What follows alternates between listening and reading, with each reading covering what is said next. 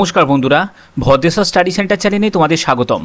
Level 1 অর্থাৎ group D পদে তোমাদের নিয়োগ বিজ্ঞপ্তি প্রকাশিত করা হয়েছে। গ্রুপ ডি পদে এখানে গ্রুপ ডি পদে তোমাদের নিয়োগ বিজ্ঞপ্তি প্রকাশিত করা হয়েছে, যেখানে সম্পূর্ণ কিন্তু তোমাদের পার্মানেন্ট নিয়োগ করা হচ্ছে। এটি কিন্তু কোনো কন্ট্রাকচুয়াল চাকরি নয়, যেখানে তোমাদের ইম্পর্টেন্ট কতগুলো ডেটস তোমাদের অ্যানাউন্স করা হয়েছে, যে ডেটে তোমাদের এই নোটিফিকেশন এবং তোমাদের আবেদনের লাস্ট ডেট সব কিছু বিস্তারিত বলবো।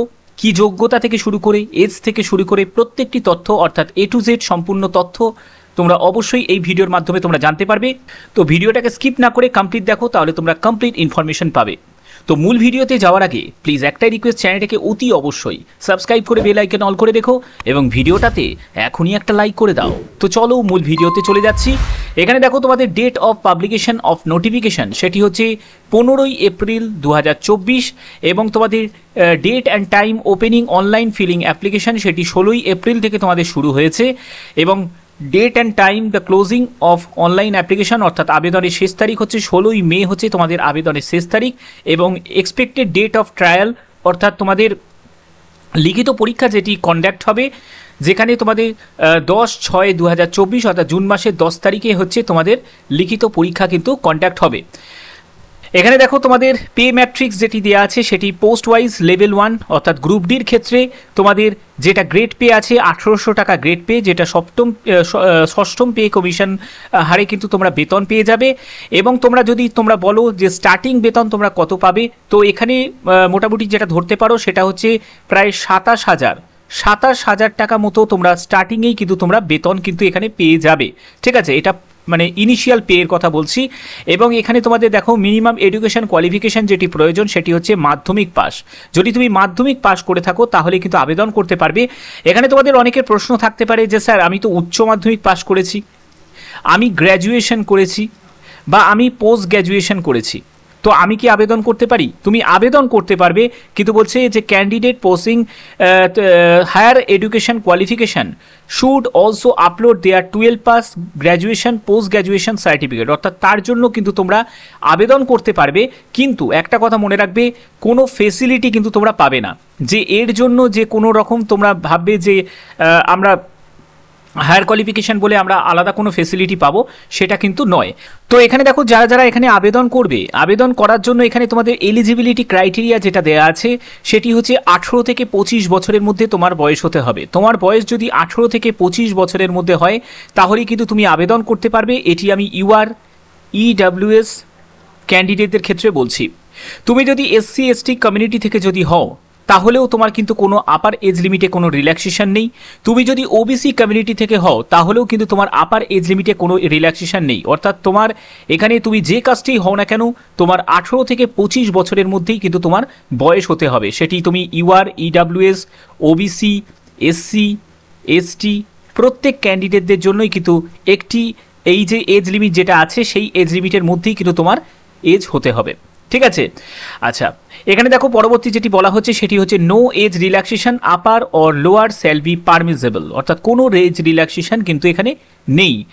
এখানে দেখো যোগ্যতা, এখানে যোগ্যতা শিক্ষাগত যোগ্যতা যেটি প্রয়োজন সেটি হচ্ছে মাধ্যমিক পাস। তুমি যদি মাধ্যমিক পাস করে থাকো এই শিক্ষাগত যোগ্যতা থাকলেই কিন্তু তোমরা আবেদন করতে পারবে।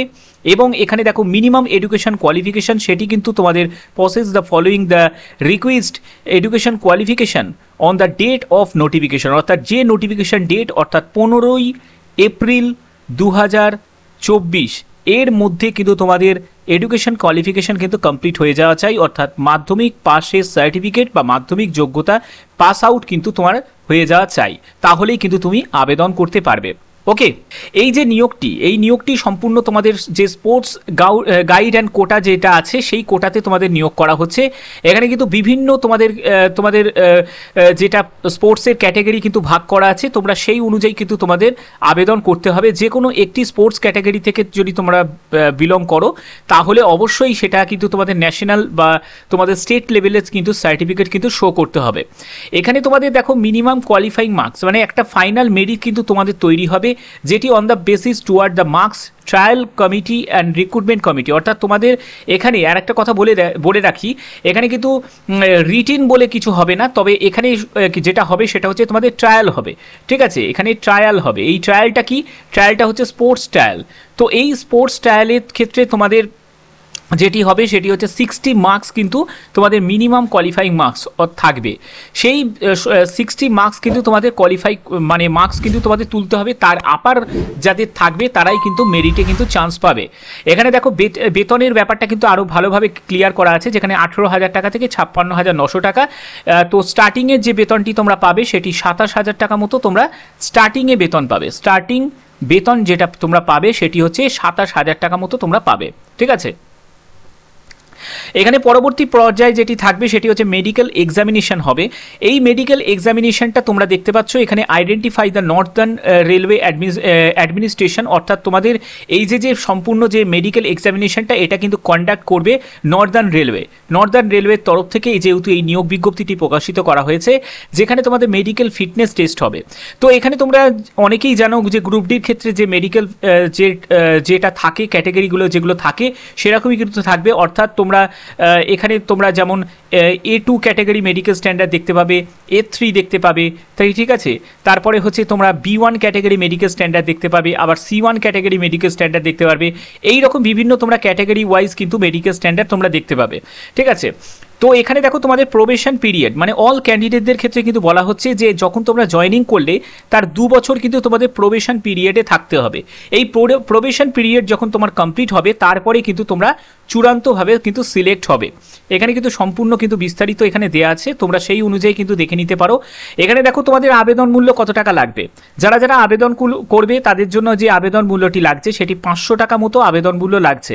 এই 500 টাকার মধ্যে 400 টাকা কিন্তু তোমাদের রিফান্ড হয়ে যাবে, দেখতে পাচ্ছ, will be refund after deduction bank charge to this category of candidate only when they actually appear the trial, অর্থাৎ ট্রায়ালে যদি তুমি অ্যাপিয়ার হও, ঠিক আছে, উপস্থিত যদি হও, তাহলেই কিন্তু তোমরা এই 400 টাকাটা কিন্তু তোমার অ্যাকাউন্টে, সোর্স অফ অ্যাকাউন্টে কিন্তু রিফান্ড পেয়ে যাবে। এবং দেখো যারা যারা SC ST এবং ওমেন ক্যান্ডিডেট এবং দেখো ইকোনমিক্যালি ব্যাকওয়ার্ড ক্লাসেস যেসব ক্যান্ডিডেট আছো তারা 250 টাকা দেবে, এবং 250 টাকাটাই কিন্তু তোমরা রিফান্ড পেয়ে যাবে আফটার ট্রায়ালের পরে, ঠিক আছে।